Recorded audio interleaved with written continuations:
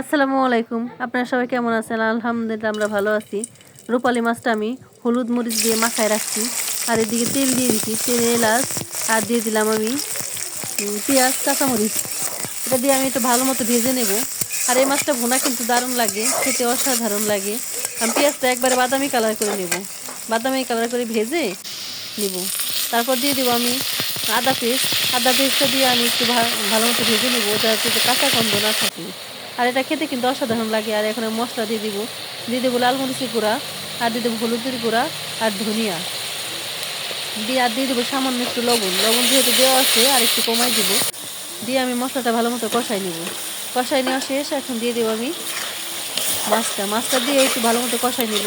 আগে পানি দিব না, মাছটা একটু ভালো মতো কষায় তারপর পানি দিয়ে দিব সিদ্ধ হওয়ার জন্য। ভালো মতো সিদ্ধ হয়ে আসলে মাছটা হয়ে যাবে, আর খেতে খেতে অসাধারণ লাগবে। আর এর মধ্যে আমি জিরার গুঁড়াটা দিয়ে দিয়েছিলাম, এটা ক্যামেরায় স্কিপ হয়ে গেছে।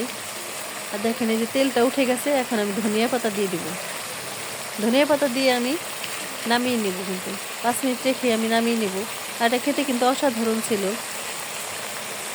একদম অসাধারণ ছিল। আর এই মাছটা কিন্তু আমি প্রথম খেয়েছি, এত ভালো লাগছে। আপনারা বাসায় এরকম ট্রাই করতে পারেন। আর আমাদের ভিডিওটি ভালো লাগলে লাইক এবং শেয়ার করে দিবেন। আর যারা নতুন দেখেন তারা আমাদের চ্যানেলটাকে সাবস্ক্রাইব করে দিবেন। দেখেন মাছের ফাইনাল লুক কতটা সুন্দর হয়েছে, লোভনীয়।